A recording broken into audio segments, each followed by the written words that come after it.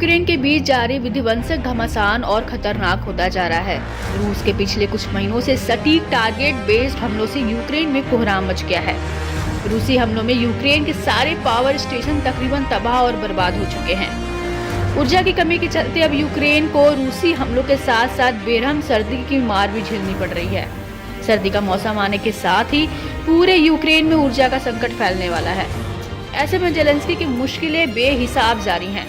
एक तो जंगी मैदान में यूक्रेन हथियारों सैनिकों की कमी से जूझ रहा है, वहीं हर मोर्चे से उसे निराशा ही हाथ लग रही है। हालात इतने बदतर हो गए हैं कि घरों ही नहीं बल्कि युद्ध कारखानों तक के लिए बिजली नहीं है। माहौल को और अधिक बुरा बनता देख यूक्रेन के लोग अपना देश छोड़कर दूसरे देशों की ओर पलायन करने के लिए मजबूर हैं। यूक्रेन अब पावर स्टेशनों को ठीक करने की कोशिशों में जुट गया है। हालांकि यूक्रेन को इतनी जल्दी राहत मिलने के आसार नहीं दिख रहे हैं। दरअसल रूस ने यूक्रेन को कमजोर करने के साथ ही अपने हमलों को धार देनी शुरू कर दी है। हालात ये हैं कि यूक्रेन की आधी से अधिक बिजली उत्पादन क्षमता तबाह हो चुकी है। यूक्रेन के लिए चुनौती बहुत ही बड़ी है। अब रूस के हवाई हमलों ने यूक्रेन को परमाणु ऊर्जा संयंत्रों पर भी निर्भर होने पर मजबूर किया है। साथ ही रूस बिजली संयंत्रों और तेल डिपो पर हमले करके यूक्रेन के आम लोगों को ठंड में ठिठुरने के लिए मजबूर किया है। इस बीच आने वाले दिनों में अमेरिकी राष्ट्रपति चुनाव के नतीजे भी यूक्रेन का भविष्य तय करेंगे। दरअसल रूस के खिलाफ युद्ध में अमेरिका ही यूक्रेन की ढाल बनकर खड़ा है, जिसके चलते मौजूदा युद्ध 2.5 साल से भी ज्यादा समय से जारी है। इस बीच राष्ट्रीय ग्रिड ऑपरेटर ने चेतावनी दी है कि यूक्रेन के बुनियादी ढांचों और उत्पादन सुविधाओं पर लगातार बड़े पैमाने पर गोलीबारी का मतलब है कि इस सर्दी में दैनिक बिजली खपत रोज 8 घंटे से ज्यादा की हो सकती है।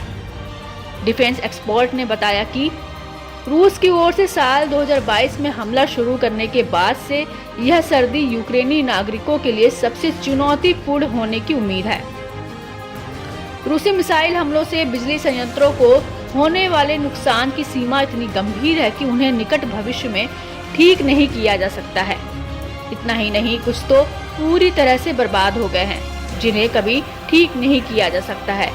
ऐसी आशंका है कि जापोरिजिया और खार्किव जैसे शहरों में सर्दियों में जीवन रुक सकता है। वहीं न्यूयॉर्क टाइम्स के मुताबिक रूस ने अपने कुर्स्क इलाके में यूक्रेनी सैनिकों को खदेड़कर फिर से कब्जा कर लिया है, जिससे हालात तनावपूर्ण हो गए हैं। साथ ही रूसी सेना ने यूक्रेनी सैनिकों को बैकफुट पर धकेल दिया है। पूर्वी और दक्षिणी डोनेट्स्क में रूस का हमला पोक्रोवस्क पर भारी पड़ रहा है।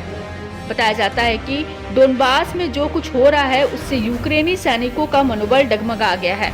ऐसे में चारों तरफ से जेलेंस्की के लिए बुरी खबरों की बाढ़ सी आ गई है, जिससे यूक्रेन के रूस के सामने लंबे समय तक टिक पाने में प्रश्न चिन्ह लग गया है।